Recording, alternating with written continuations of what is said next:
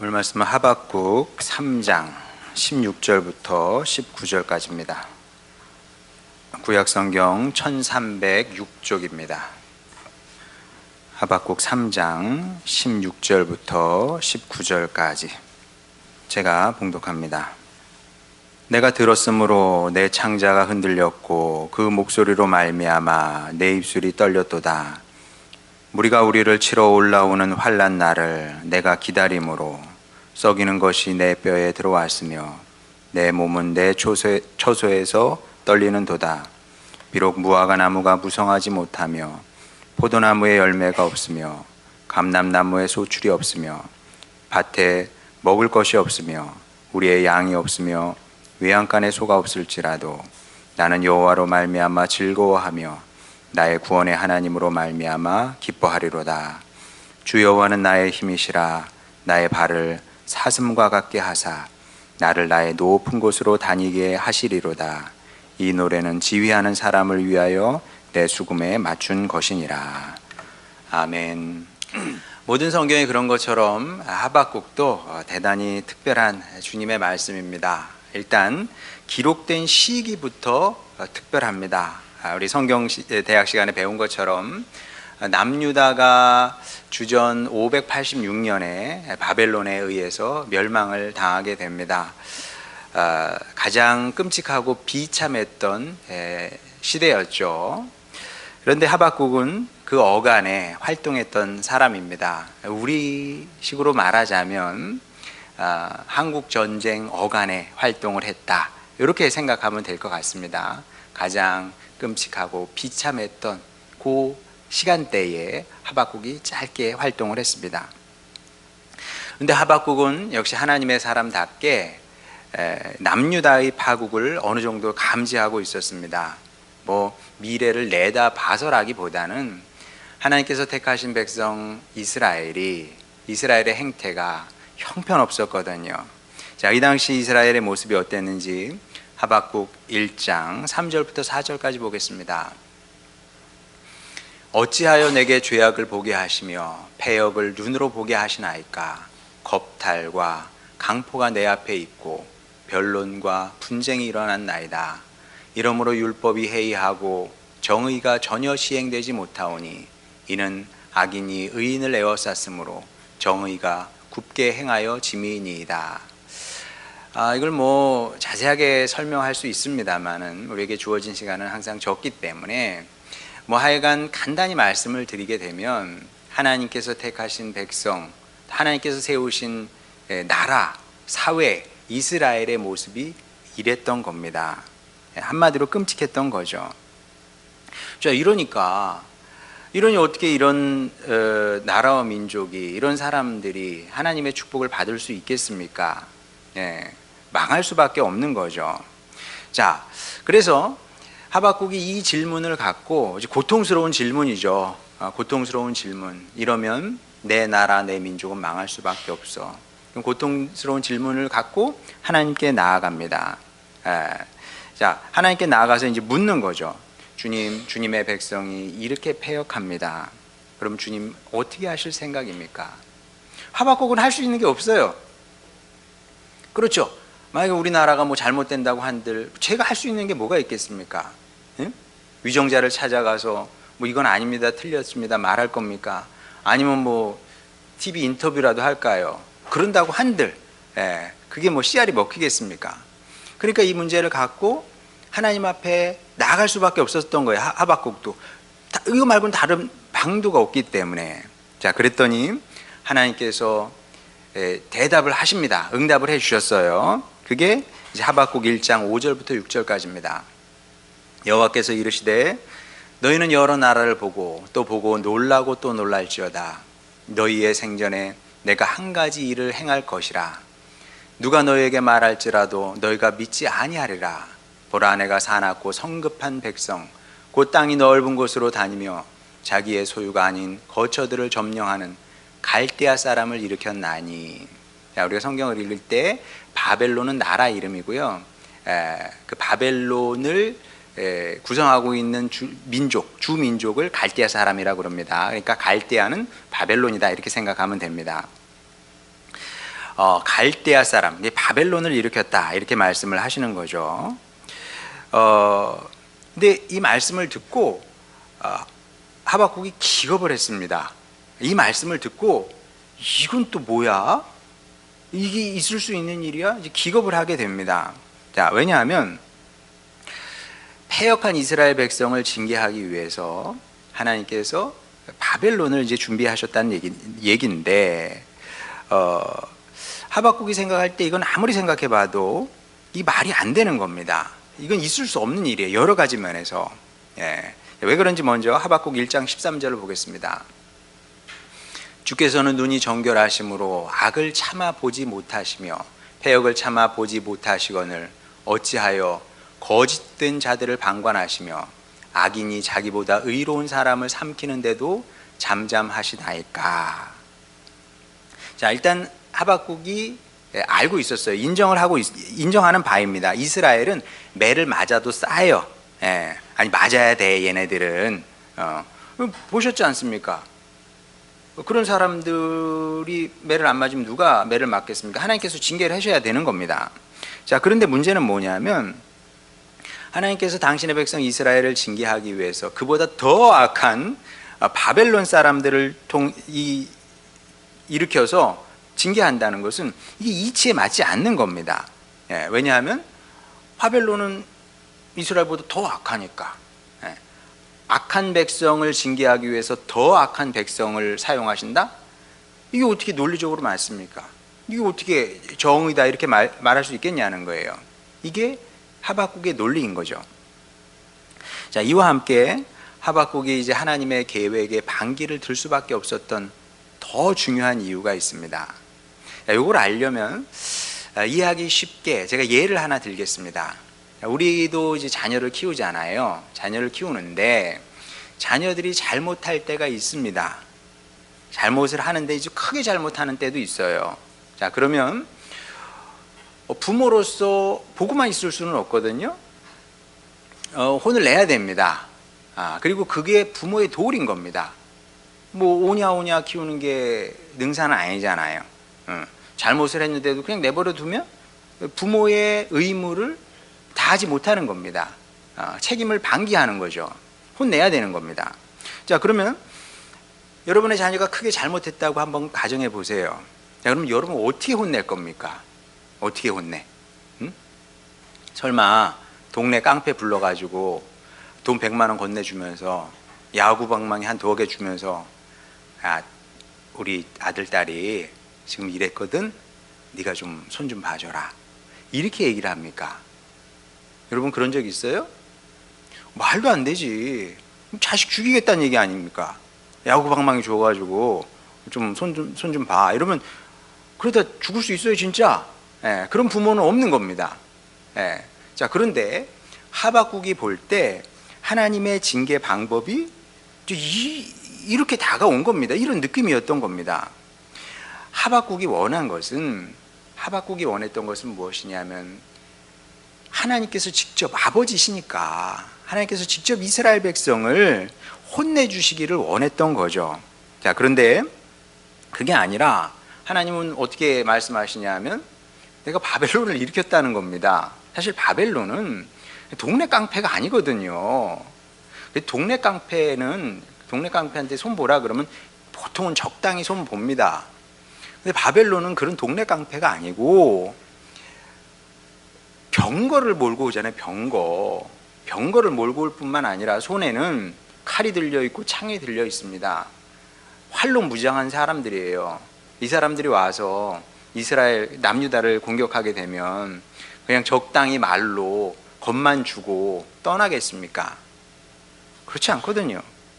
자, 그러면 하박국이 볼 때 지금 하나님의 계획은 지금 당신의 백성 이스라엘을 끝장내버리겠다는 겁니다. 끝내버리겠다는 게 죽이겠다는 겁니다. 이걸 어떻게 받아들입니까? 그러니까 하박국은 기겁을 할 수밖에 없었던 거죠. 이건 아니죠, 주님. 이건 아니니까 주님 다시 한번 생각해 보세요. 재고해 보세요. 이런 얘기를 합니다. 자, 그 얘기가 하박국 2장 1절 2절입니다. 내가 내 파수하는 곳에 서며 성루에 서리라. 주님을 만나기 위해서 어떤 높은 장소에 올라갔다는 거예요. 그가 내게 무엇이라 말씀하실는지 기다리고 바라보며 나의 질문에 대하여 어떻게 대답하실는지 보리라 하였더니 여호와께서 내게 대답하여 이르시되 너는 이 묵시를 기록하여 판에 명백히 새기되 달려가면서도 읽을 수 있게 하라. 자, 질문했어요. 이건 아니라고 질문을 한 겁니다. 자, 그러자 하나님께서 응답하신 거예요. 2절에 보게 되면.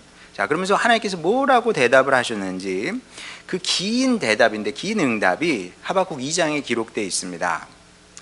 길게 하나님의 답이 나와 있다는 거예요. 그런데 그 말씀을 읽게 되면 여러분이 혹시 궁금하시면 한번 집에 가서 읽어보세요. 뭐 하박국은 그렇게 어렵지 않습니다. 물론 이제 이런 맥락을 모르면 어려운데 이렇게 맥락을 알고 읽으면 읽을만 해요.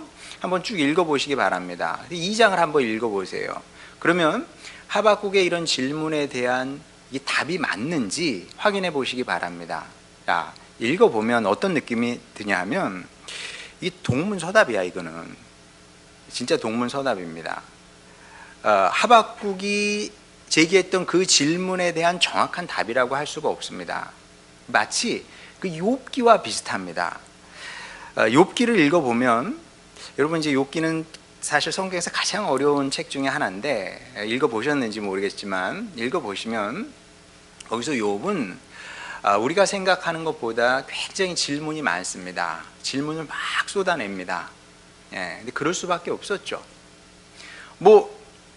왜 그럴 수밖에 없었는지 또 이 시간에 다 얘기를 할 수는 없습니다. 어쨌든 욥은 무수한 질문을 계속 쏟아냅니다. 자신의 삶에 대해서. 주님, 제 이 삶이 주님은 이해가 되십니까? 나는 이해가 안 되는데 주님은 이해가 되십니까? 그럼 내 삶에 대해서만 질문하는 것이 아니라 세상 만사에 대해서 질문을 해요. 무수한 질문이 욥기에 보면 나옵니다. 자, 그러면 욥으로서는 이게 절실했던 거예요. 간절했던 겁니다. 누군가 내 질문에 대한 이 질문에 대한 답을 찾아 내가 살 수 있어. 누가 답을 줍니까? 하나님밖에 없잖아요. 하나님을 향해서 질문을 막 쏟아냈는데 하나님께서 마지막에 답을 주시긴 주십니다. 주시긴 주세요. 38장 이후에 보면 하박국보다 더 긴 답이 쫙 나오게 됩니다. 자, 그런데 여기서도 하나님은 굉장히 엉뚱한 답을 주십니다. 어떤 답이냐 하면 핵심만 보겠습니다. 욥기 38장 4절 내가 땅에 기초를 놓을 때에 내가 어디에 있었느냐 내가 깨달아 알았거든 말할지니라. 이게 하나님께서 욥에게 주신 답변의 핵심입니다. 완전 동문서답이죠. 완전 동문서답입니다. 답이라고 할 수가 없어요. 이거는. 자, 그런데 하나님의 긴 답을 욥이 들어요. 들을 수밖에 없지. 하나님께서 나타나셔서 말씀하시는데 뭐 다리 꼬고 삐딱하게 한번 말해봐 이렇게 할 수는 없잖아요. 유심히 들었습니다. 근데 어쨌든 동문서답이에요. 욥이 원하던 답은 아니었다는 거죠. 자, 그런데 예상치 못한 일이 발생하게 됩니다. 하나님의 말씀을 듣고 욥이 납작 엎드리게 됩니다. 그리고 두 손 두 발 다 들고 항복하게 되죠. 그러면서 마지막에 욥기 마지막에 욥이 뭐라고 고백하냐 하면 하나님, 제가 무지하고 어리석었습니다. 제가 이제 제 입을 닫겠습니다. 그러니까 너무 말이 많았어요. 하나님 앞에서 입을 닫겠습니다. 제가 아니라 하나님께서 오르셨고 여전히 하나님께서 오르십니다. 이렇게 실질적으로 욥기가 끝나게 됩니다. 이것이 욥의 고백이자 욥기의 결론 중에 하나죠. 욥기의 결론 많은데 그 중에 하나는 뭐냐면 내가 옳지 않고 하나님께서 옳다는 겁니다.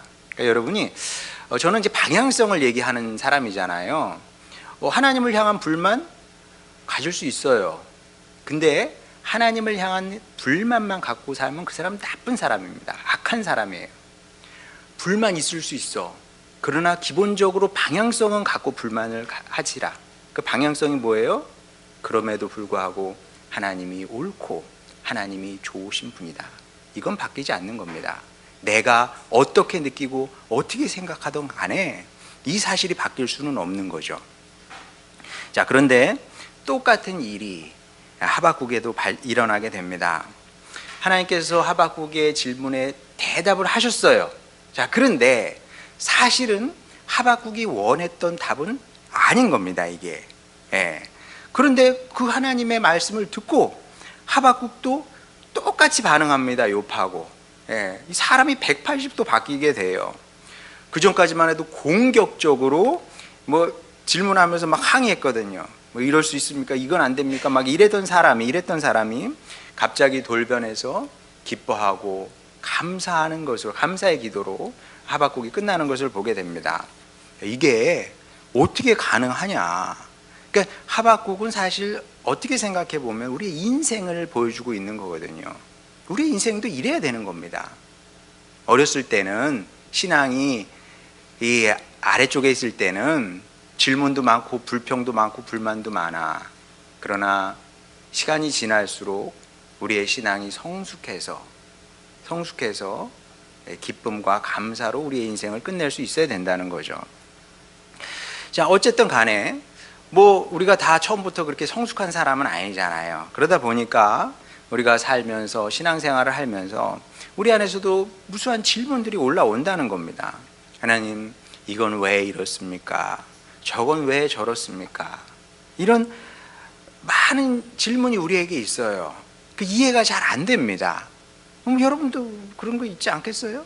이건 왜 그렇습니까? 저건 왜 저렇습니까? 질문이 올라오는 겁니다. 따지고 싶은 거죠.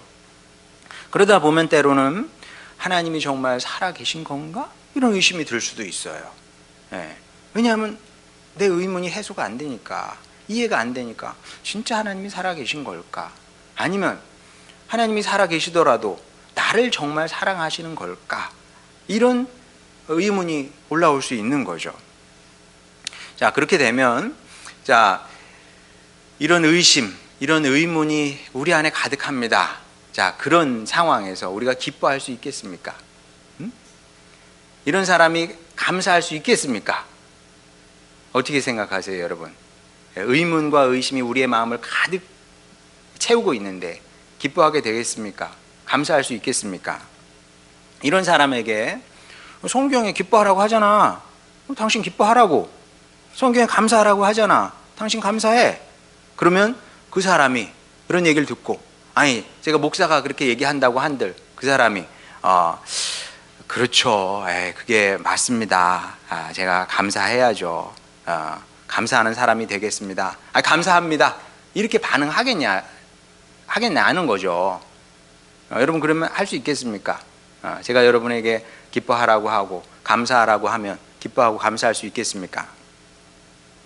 그럴 가능성은 굉장히 희박하다. 며칠 전에 집사람이 저에게 했던 말이 있습니다. 20대 초반에는 감사할 수가 없었대요. 왜냐하면 가정의 문제 너무나 컸고요. 내면의 영적인 문제가 너무나 컸기 때문에 감사할 힘조차 없는 거죠. 그럴 수 있을 것 같아. 어린 나이에 내가 감당할 수 없는 이 십자가 짐이거든요. 그런 게 있을 수 있어요. 여러분 중에서도 그런 식구가 있을 수 있습니다. 아마 있을 겁니다. 목사님, 제가 어떻게 기뻐할 수 있겠어요? 기뻐할 만한 조건이 없습니다. 제가 어떻게 감사할 수 있어요? 하고 싶은데 감사가 안 돼요. 이런 식구 있다고 봅니다. 물론 알아요. 감사절이잖아요. 추수감사절. 물론 우리가 뭐 추수한 건 아니지만 어쨌든 감사절, 1년에 한 번 우리가 감사에 대해서 생각하는 날 아니겠습니까? 그러면 마땅히 감사해야죠. 이게 정답입니다. 정답이 틀린 건 아니에요. 정답은 항상 맞는 거지. 이게 옳은 거야. 정답이니까 감사해야 돼. 자, 그런데 감사할 수는 없는 거죠. 그리고 뭐 이제 자꾸 감사하라고 하니까 뭐 억지로 마지 못해서 감사합니다 이렇게 얘기는 할 수 있어요. 자, 그런데 말하면서도 아는 거죠. 이거는 진심이 아니야. 아니야, 이거는 거짓말이지. 그래요, 안 그래요? 거짓말이잖아. 그러니까 하고 싶지 않은 거예요. 예, 내가 감사해야 되는 건 알지만, 그래서 감사한다고 할 수 있어. 그러나 이게 진심이 아니고 거짓말이기 때문에 하고 싶지 않은 거죠. 자, 그래서 여러분에게 뭐 기뻐하라고 감사하라고 강요할 생각은 없습니다. 제가 안 하는 건 아니지만 강요를 하지는 않잖아요. 감사도 마찬가지입니다. 어떻게 감사하라고 강요를 하겠습니까? 자, 그러면 난 감사할 수 없는 사람이니까 감사할 수 있는 환경도 아니고 조건도 아니야. 그러니까 두 손 놓고 그럼 가만히 있을까요? 응? 넌 감사 못해. 당신이면 내 상황에서 감사하겠어? 내가 어떻게 하나님께 감사할 수 있겠어? 난 못해. 이런 식으로 이제 반항적으로 나온다고 칩시다. 그걸 뭐라 그러냐면 그거는 매우 대단히 악한 겁니다. 사람이 악하면 안 돼. 사람이 악하면 안 되는 겁니다. 그거는 방법이 없어요. 치유 방법이 없습니다. 그럼 어떻게 해야 되냐면 내가 기쁘지 않아. 내가 감사할 수 없어. 자, 그럼에도 불구하고 정답 쪽으로 향해서 나가려고 애는 써야 되는 거죠. 그럼 어떻게 해야 되겠습니까? 주님, 제가 기뻐할 수 없습니다. 주님, 제가 감사가 안 됩니다. 그러면 주님, 제가 뭘 어떻게 해야 되겠습니까? 이렇게 질문을 해야 되는 겁니다. 나는 안 돼, 못해. 바꿔주면 내가 할게. 이건 악한 거고요. 제가 못하지만 저도 하고 싶습니다. 주님 도와주시옵소서. 이게 착한 거지. 사람은 착하게 살아야 되는 겁니다. 자, 그럼 우리가 이렇게 질문을 합니다. 그럼 여기에 대한 답이 욥기와 하박국인 거죠. 욥기와 하박국이 뭘 얘기를 하는 거겠습니까? 참, 이 성경을 읽어보면 참 진짜 재밌는데 보편타당한 답이 안 나와 있어요. 물론 보편타당한 답이 있긴 있습니다. 하나님은 살아계시고 예수님을 믿어야 구원을 받고, 이 보편타당한 답이긴 한데 우리가 살면서 경험하는 문제들이 있잖아요. 경험하는 문제들, 이런 문제들에 대한 보편타당한 답은 없는 경우가 굉장히 많습니다. 욥기에도 없고 하박국에도 없는 거예요. 자, 그러면 답이 없는 거냐? 답 있죠. 답 있습니다. 그럼 욥기와 하박국이 제시하는 답은 뭘 것 같습니까, 여러분? 나 기뻐하는 삶을 살고 싶어. 감사하는 인생을 살고 싶어. 거기에 대한, 이 질문에 대한 답이 뭘 것 같습니까? 무엇이냐 하면 한 가지밖에 없어요. 인격적으로 주님을 만나야 되는 겁니다. 이거밖에는 없어. 이 답밖에는 없는 겁니다. 인격적으로 주님을 만나야 되는 겁니다. 이게 우리 인생사에서 가장 중요한 사안입니다. 이게 가장 중요한 사안이에요. 여러분 크게 오해하고 있는 겁니다. 내 배우자가 바뀌면 제가 기뻐할게요. 내 배우자가 변화돼서 새 사람 되면 제가 감사할게요. 내 자녀가 바뀌면 제가 감사할게요. 주님, 제가 돈이 없습니다. 주님께서 돈벼락 맞게 해주시면 제가 기뻐하고 감사할 수 있을 것 같아요. 천만에요. 그렇게 되면 어떻게 해야 되는 줄 아세요? 교회 안 나오지. 이 좋은 날 단풍 보러 가야지. 어떻게 교회 옵니까? 여러분, 그렇게 기뻐하고 감사하게 되지 않아요. 그리고 제가 누차 얘기했지만 제가 박사학위 받은 날 허무하더라니까. 허무해. 근데 비슷한 얘기를 어제 우리 아들도 하더라고요. 어제 시험 봤잖아요. 아빠 좀 허무하다고 그랬나? 뭐 하여간 이렇게 열심히 준비를 했는데 50분 딱 하고 그냥 끝나더라는 거예요. 성적표 받겠지. 뭐 잘 준비했으니까 뭐 나쁜 성적이 나오진 않을 겁니다. 기분 좋겠죠? 집에 가기 성적표 가져가면 엄마 아빠 좋아하실 겁니다. 우리 딸 우리 아들 참 잘했네. 그 기쁨이 얼마나 가겠습니까? 얼마나 갈까요, 여러분? 좋은 대학 합격증 받았어. 한 주 정도 기쁘고요. 이제 마음 안에 이렇게 기쁨이 가득 차오르잖아요. 그렇죠? 그러면 한 일주, 한 주 정도 지나면 그 기쁨은 사라집니다. 그럼 그 빈 공간은 뭐가 채우는지 아세요? 뭐가 채울 것 같아요? 아직도 내가 서울대 합격했다 칩시다. 응? 그러면 기뻐요. 기쁘지. 서울대 갔는데. 근데 기쁨은 금방 사라져요. 그 다음에 찾아오는 것은 무엇이냐 하면 보통은 자만심이 찾아오는 겁니다. 그 빈자리를 뭔가 메우게 돼 있거든요. 그게 사람이야. 그게 사람. 그러니까 뭘 갖고 뭘 충족하고 뭘 이루어서 기쁘고 감사할 생각을 하면 안 되는 겁니다. 이건 제 얘기가 아니라 심리학자들도 그 얘기를 하잖아요. 그런 식으로는 사람이 행복해지지 않는데요. 그럼 어떻게 기뻐하고 행복할 수 있어요? 주님을 인격적으로 만나야 되는 거죠. 그리고 저는 목회가 다른 게 아니라고 생각을 합니다. 어떻게든 성도로 하여금 이 준비를 시키는 거죠. 마치 우리 아이패드에서 아이들 공부시키잖아요. 준비시키는 거, 시험을 준비시키는 것처럼 저도 여러분을 그렇게 준비시키는 거예요.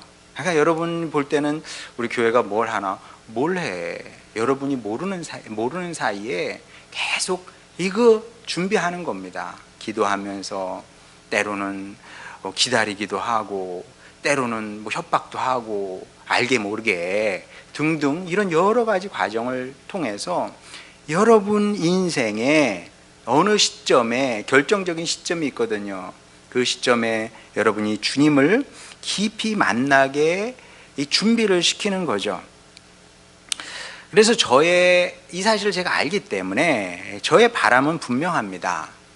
교회를 키우고 이런 게 저에게 그렇게 중요하지는 않아요. 안 중요한 건 아니지만 그게 1등 목표는 아닙니다. 교회를 키웠는데 여러분이 주님을 만나지 못하면 그게 무슨 의미가 있겠습니까?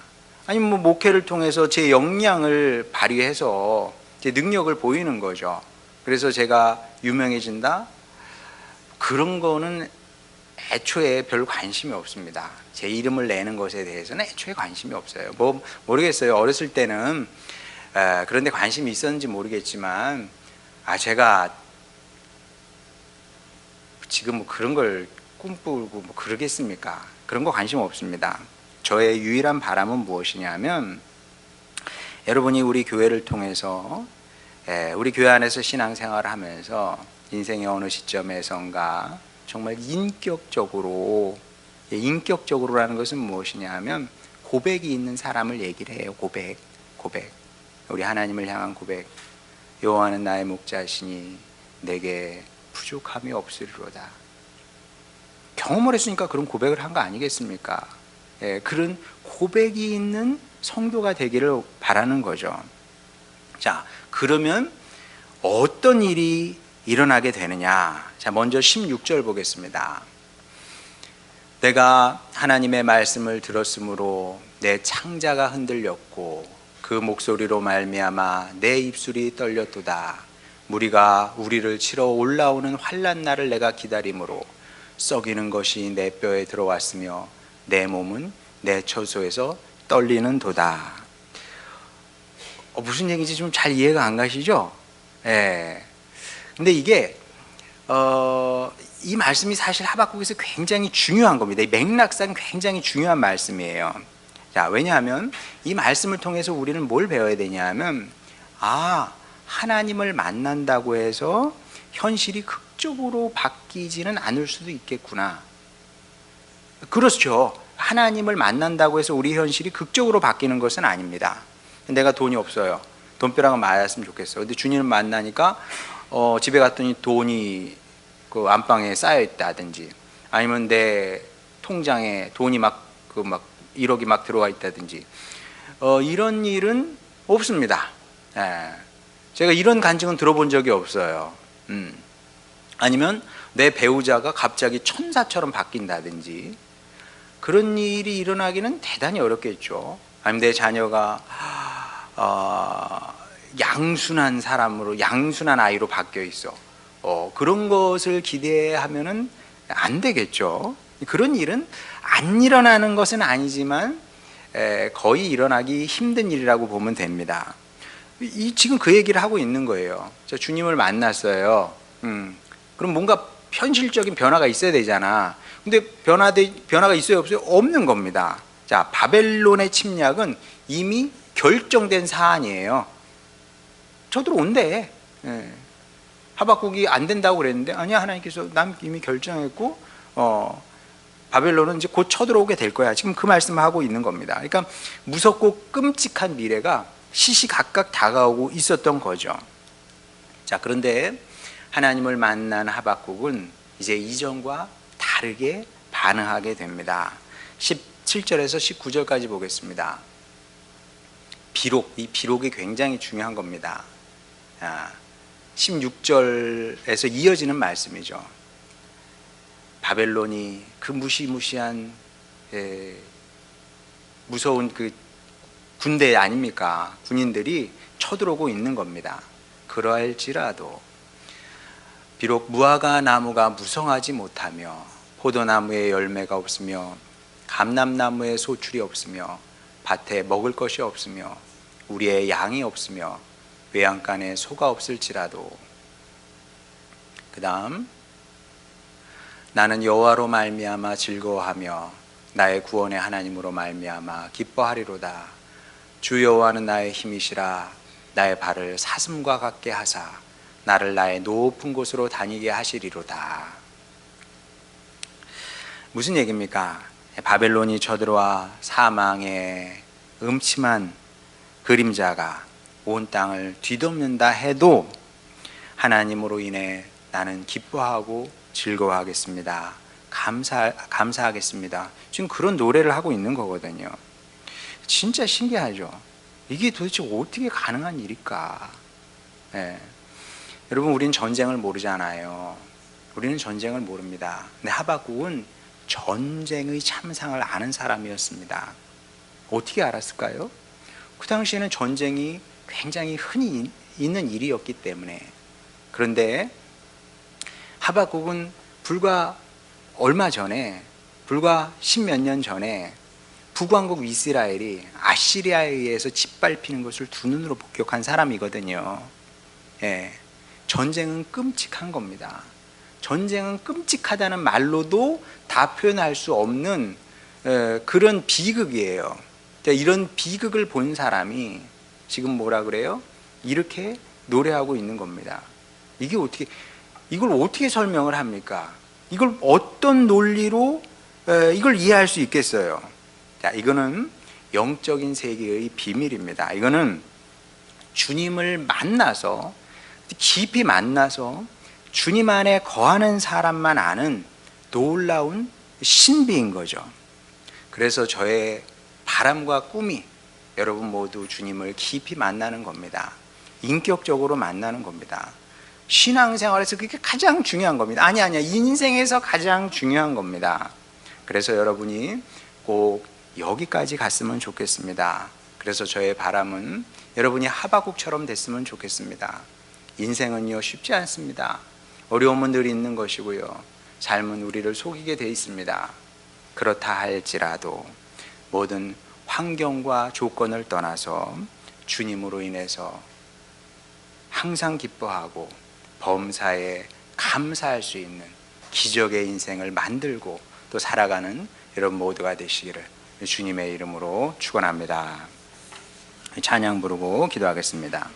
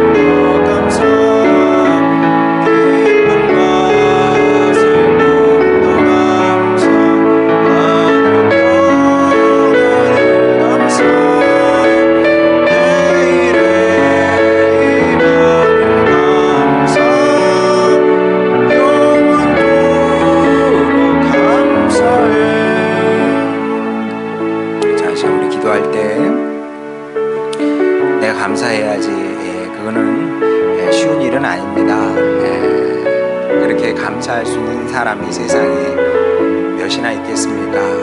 그렇게 감사하는 게 아니고, 주님, 제가 주님의 사랑을 더 깊이 알겠습니다. 주님의 은혜를 더 깊이 알겠습니다. 주님, 그렇게 깊이 주님을 만나기를 원합니다. 주님을 만나야, 주님을 알아야 기뻐할 수 있고 감사할 수 있는 겁니다. 그래서 우리 신앙 안에 기쁨과 감사는 항상 불구하고의 기쁨과 감사입니다. 이래서 기뻐하고 저래서 감사하는 것이 아니라, 이렇지만 이럼에도 불구하고 하나님 한 분으로 하나님 함께 하시니, 또 하나님 나를 사랑하시니, 그러니 기뻐하고 감사하는 겁니다. 물론 이런 얘기를 세상 사람들에게 하면 그걸 어떻게 이해를 하겠습니까? 근데 이게 사실이고 이게 진리입니다. 우리 함께 기도합시다. 주님, 제가 주님을 깊이 만나기를 원합니다. 그래서 욥처럼, 하박국처럼 기뻐하고 감사하게 하시고, 그리고 이것이 예수님께서 말씀하신 기쁨과 평안과 감사의 비밀이기도 합니다. 그 속에서 이 기쁨이 샘솟음에 세상이 빼앗을 수 없는 거죠. 환경이 빼앗을 수 없는 겁니다. 주님, 제가 이 비밀의 세계를 알기를 원합니다. 주여, 제가 주님 깊이 만나 끝내 욥처럼 하박국처럼 멋진 신앙의 삶을 살게 하여 주시옵소서. 이런 기도 제목으로 주님께 나가도록 합시다. 기도하시겠습니다. 우리를 사랑하시는 아버지 하나님, 주님의 자녀들, 아버지 여기 있습니다. 우리 오래 기도한 것처럼 아버지 하나님, 우리 식구들이 다 인격적으로 주님을 만나기를 원합니다. 우리 부모님들도 인격적으로 주님을 만나게 하시고, 우리 자녀들도 인격적으로 주님을 만나기를 원합니다. 그리하여 아버지, 세상에 나가서 줄줄거리지 않게 하여 주시옵소서. 세상에 나가서 줄줄거립니다. 여기 기쁨이 있을까? 여기 감사가 있을까? 여기 행복이 있을까? 여기 평안이 있을까? 줄줄거립니다. 주님, 우리 하나님의 자녀는 세상의 거지가 아닙니다. 주님, 우리가 구할 분은 주님뿐이오니 주님 앞에 나와서 주여 간구하게 하여 주시고, 그리하여 주님께서 주시는 것으로 만족하게 하여 주시옵소서. 세상이 주는 것으로 만족하는 것이 아니라 주님 주시는 것으로 만족하며 살아가는 저희들 되게 하여 주시옵시고, 아버지, 그렇게 주님으로 인해서 강하고 주님으로 인해서 온전해지며 주님의 은혜로 인해서 세움을 입는 우리 모두가 되기를 원하오니, 아버지 하나님, 세상 사람의 방식이 아니라 하박국 선지자 같은 방식으로 감사하게 하시고, 욥과 같은 방식으로 기뻐하는 저희들 되길 원합니다. 아버지 하나님, 그렇게 진정한 축복을 누리며 살아가는 저희들이 되길 원하오니, 아버지 하나님, 한 영혼도 여기서 낙오하지 않게 하여 주시고, 끝내 이 진정한 축복의 길을 걸어가는 우리 하늘소망교회 식구들 다 되게 하여 주시옵소서. 우리의 기도를 들으심을 감사드립니다. 주여, 이 시대에 우리를 욥처럼 하박국처럼 세워 주시옵소서. 감사드리며 사랑 많으신 우리 구주 예수님의 이름으로 기도드렸습니다. 아멘.